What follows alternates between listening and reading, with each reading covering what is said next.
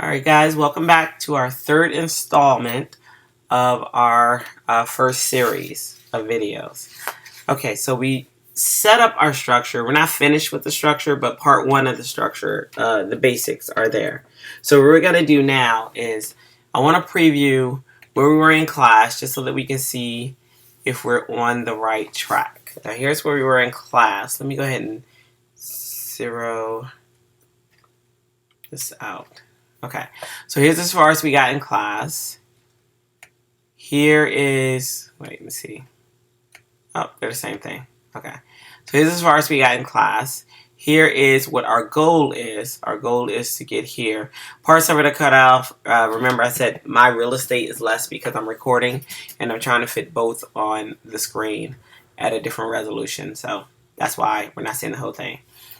Alright, and I've already shown you this, the HTML tutorial, but I'm going to keep it open just in case, you know what I'm going to do. I'm going to minimize it, and just in case we need to go back to it. Okay, so now I've seemed to lost the page that I'm working on. Oh man, well, you know, this gives us another opportunity, or gives me another opportunity to show you how to open it. So again, I have it open in editing mode, but I want it to open on the browser. So if I need it to open on the browser, all I have to do is double click on it. But if I need to open it to edit it, I would have to go to open with, and then I would choose whatever text editor I'm using. For us on the Mac, it's Text Wrangler because it's free. Okay, so let me go ahead and open that just so we can see it. Okay, so here's where we are on our web page. So as we can see, we have pretty much no content in there, and that's because we don't have content in here. All right. We talked about this. What is this? This is it's an open tag. I'm sure that's what you said. This is a close tag. This is content in between the tags, so that means that this is what's going to display. Because remember, this is markup, and then this is content in between. Now, this whole thing, though, is an element. It's an HTML element. More specifically, this is the title element.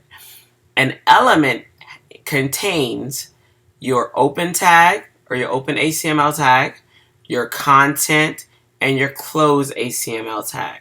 So this is the title element. All right, with that being said, what would this be then?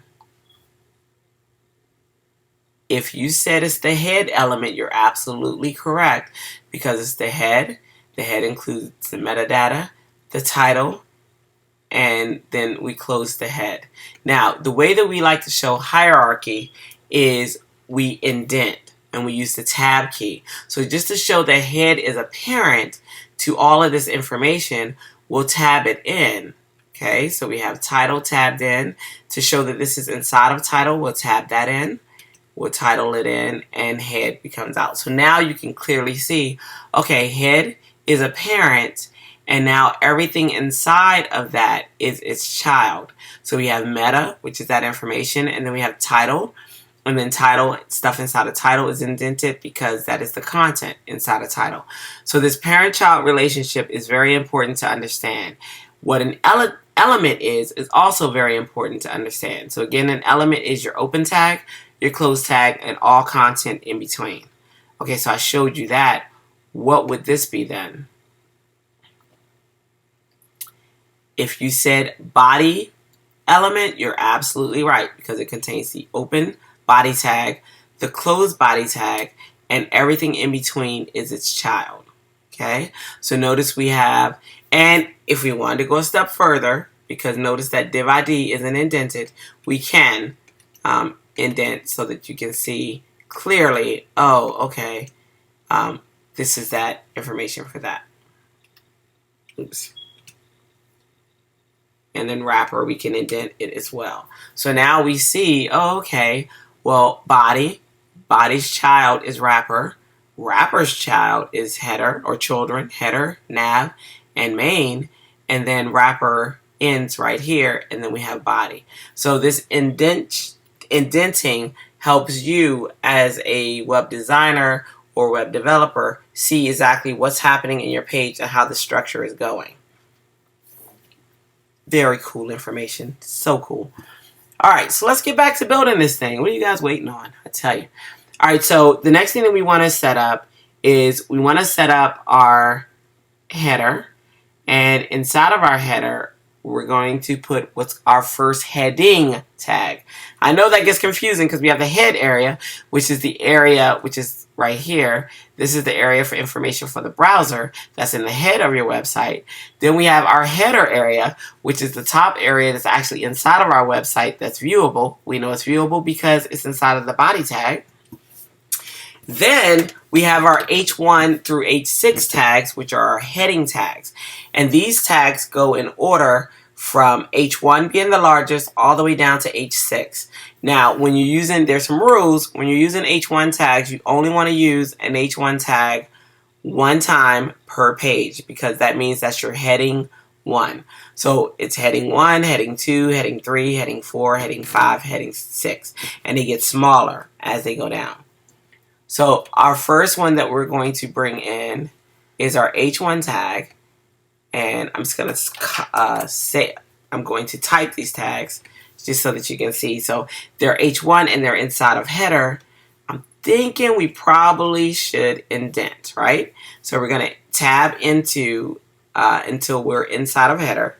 And we're going to put in our, oops, I hit the wrong thing. Okay, now we're going to put in our H1 tag.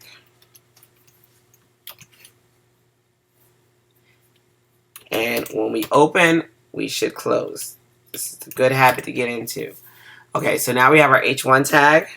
And I'm going to paste the information that we want it to say in the H1 tag, which is just today is National Chocolate Caramel Day. Again, we have H1 through H6, and they get smaller as the number increases. Now, if we refresh this, we'll see today is National Chocolate Caramel Day. Notice it's bold. How did it know to be bold? Because the browser is automatically programmed for every element tag that it has. So every element has pre-formatting that's already programmed into the browser to follow. So with H1 tags, it's already programmed to be larger and it's programmed to be bold. So this is information that's going to be very important to you because when things are happening in your website, you're not understanding the spacing or why it's happening. This is why. Okay. So now we have our H1 tags. Our H1 tag in here just to show you what happens if we go further. You don't have to do this. I'm just showing you this really quick. So I'm going to, one more. I'm going to do it 6 times. Okay. So I'm just going to make these the different heading tags. H2. This will be a 3. You don't have to do this. Again, I'm only showing you this so that you understand what happens. This will be a 5. And this one will be a 6. Okay, I'm going to save this. And when we preview in the browser, notice the size goes down as the numbers go up. So this is your H1, your H2, your H3, H4, H5, and H6. So think of this as a, oh, I hit the wrong button. But anyway, think of the H1 tag as your newspaper header. You're only going to have one newspaper header, like the big title, per page. And that's what this is. That's why the H1s or heading ones, you only want to use one time. All right, we don't need that, so I'm going to delete all those. That was just to show you, to demonstrate that for you. I'm going to refresh, and it goes away. Okay, so see why it's best to work with the browser right next to you, because anything that you need to delete or take away, you can just do it. It's pretty cool. All right, so let me see where we are. All right, so that was in our header. Now, in our nav area, and usually the nav is set for navigation. I think I was half asleep when I created this one, and I put an image in here, which I would never do. Never. But in any event, that's what happened. So an image is in there. Okay, but we have a lot of information to put in here. So let me copy it from over here.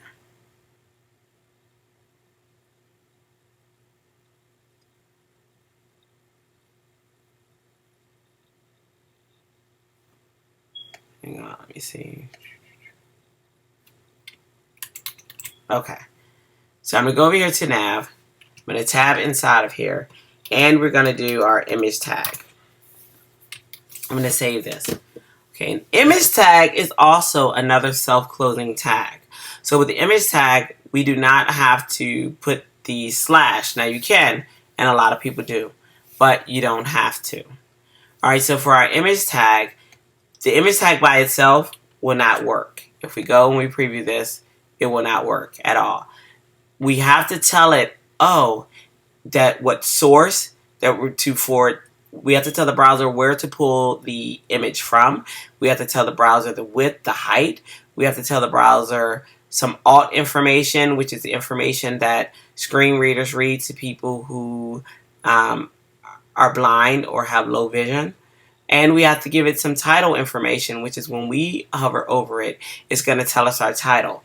And we also have to tell it what to do if we make this image a link. So there are a lot of things that we can put in here.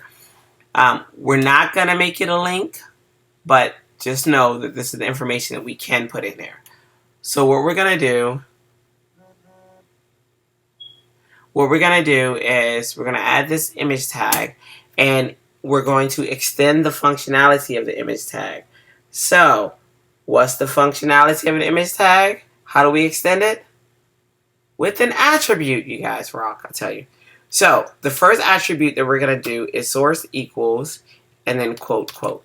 Okay, so now this is where we tell the browser, hey, I need you to go here to get this certain file. So what we're going to put in here is we want the browser to go into our images folder, and the file that we want is chalk carry L bark. Now, it should say chalk caramel bark, but I told you I was half asleep when I created it, so I spelled it incorrectly, which is a common mistake. This is going to happen. That's all there is to it. So I'm going to save this and preview it in the browser, and you should see your chocolate caramel bark image come up, if that was correct. The next thing we need to do is we need to tell it the width. Well, how do you think we're going to do that? Because that's extending the functionality of this tag. You got it. We need to give it a width attribute. And if you know that we're extending the functionality, that attribute is so easy to write, because then all you're doing is saying width equals quote, quote, right? And then you put whatever width is in there. And that width happens to be 1,000. And then the height. And you might be like, well, why do I need to put this in there if it's actually showing the width and the height? Because certain browsers and certain screens can mess up the way your image looks, so you want to put it in here just to make sure. So width and height are 1,000, and your height is 667. Let me check my text wrap for a second, because I've noticed it's not wrapping. Okay. You don't have to do this. This is for me, because I want this to wrap. Okay, to make it easier to see. All right, so we have our width and our height in there. I also told you that we needed some alt information, which is just the information that we want the screen reader to read. So remember, when you bring in your alt information, you're just saying information so that the viewer can understand what's happening in that image of your site. So we're going to bring in an alt attribute, because we're extending that functionality again. Well, look at that. We write it as alt equals quote, quote, and that's it. So when we go inside of here, we'll put the information that we want, and then just put image of chocolate candy bark with caramel and chocolate drizzle. Save that, preview it, and you'll notice we don't see any of the information. Like, we don't see that alt because it's not reading it to us, and that's because it uses a screen reader to read that information. So the screen reader is programmed through the browser to say, oh, okay, image of chocolate candy bark with caramel and chocolate drizzle. All right, so we need one more so that we can see it, so that we can get that feedback, and that's going to be through the title attribute. And the title attribute, we can just put in that same information, image of chocolate candy bark with caramel drizzle. When we save that, we refresh it, and we hover over the image, notice now we get this text box that's telling us the information that we need to see. So that's what the title attribute does. Because of that, I'm going to make image uppercase just because I like the way that looks a little better. Okay.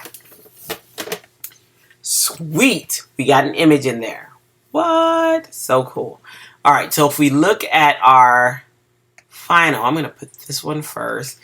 We'll look at the classroom one. So if we look at our class one, we notice there's this bar that's going across. It's a cool bar. How do we get the same bar? We want that bar too. Well, believe it or not, it is just a horizontal rule. Those of you who are familiar with Microsoft Word, the horizontal rule was used in Microsoft Word as well. So we're going to hit return. And all we do is just type HR for horizontal rule. It is just that easy. When we do that and refresh it, oh, look at my page. Look at my page. When we do that and refresh it, it shows that horizontal rule. And it looks pretty good. All right, I'm going to have to go back and get my page. Okay. So now we have our horizontal rule in there. The next thing that we want to set up is going to be our main area. So inside of main, we have some H3 information that we need to bring in here, and we have some paragraph information that we need to bring in here. So let's go ahead and set that up. So we'll go down to where main is, tab inside, and let's go ahead and give it an H3. Again, I won't bore you with having to look at me type. I'm only typing these tags because they're pretty easy to type for now. All right, so let's go ahead and get our H3 information, which just says, believe it or not, here is a national day. Oh, there is a national day for every day of the week. That's what it's supposed to say. So we're going to change that, of course. So I'm going to paste that information in. Believe it or not, there is a national day for every day of the week. And it's going to be in an H3 tag. So let's see what this does. Let's save this.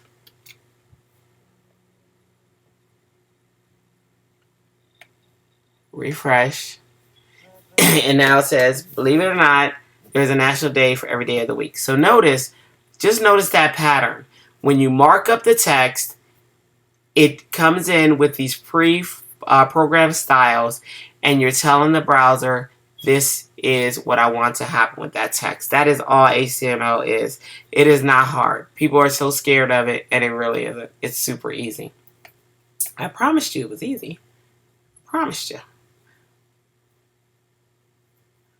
All right, so the next thing we want to bring in here is our national days can be found at, let me see. Actually, let me get that text resource. So go to resource folder. We should have this open too. What's the point in having it if we don't have it open? Okay. So our next set of information, let's see, we did believe it or not. Our next set of information is going to be this national days can be found here at the National Day calendar. I'm going to bring this down off of my screen. Hang on. And we're going to put this inside of paragraph tags. How do you do that? Look at that. It's just P. So a lot of this stuff works semantically, which is really cool. So I'm going to paste that information in and then close it with the closing paragraph tag. I'm going to save that. And now we have the national days can be found here at the National Day calendar. Already set for us. It's kind of cool. Okay. So we have our, let's see, let's go to, I need to go back and get that file. I forgot all about that. Hang on. Let me get that file.